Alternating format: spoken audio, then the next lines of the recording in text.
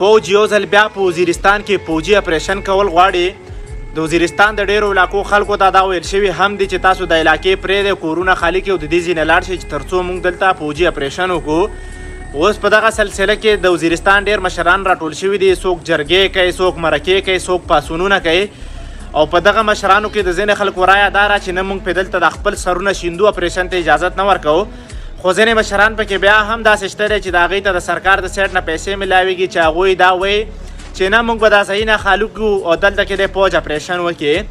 نو دا مې واورئ زما د خدای تعالی په ذات قسم چې که دا ځل مو د اپریشن کولو موقع وله ورکړله نو دا ځل به فوج تر هغه پورې په دې قبایلي علاقو کې پروت یې چې تر څو پورې ستا د علاقې نه منرل نه ویستي، چې تر څو پورې ستا د علاقې نه تیل نه ویستي، چې تر څو پورې ستا د علاقې نه نختر نه ختم کړي. او چې کله چې دا ټول هر څه ختم کړل او د دوی خپل مفاد پوره شول، بیا به تا ته له 7 یا 12 کاله پس وایي چې راشه خپل علاقې ته دی او بیا به یې راته د سند غوندې شاړې جوړې کړي، بیا پکې پروت اوسه، بیا به یې راته تشې شګې پرېښي او بیا پکې پروت اوسه. نو خدای ته وګورئ چې موز یې د خپلو علاقو نه راوځئ، اتفاق یو کوئ، دا خپل سرونه پرې وشیندئ، خو چې دا ځل یې اپریشن ته پرېنړئ او دا ځل د اپریشن موقع وله ورنه کوئ.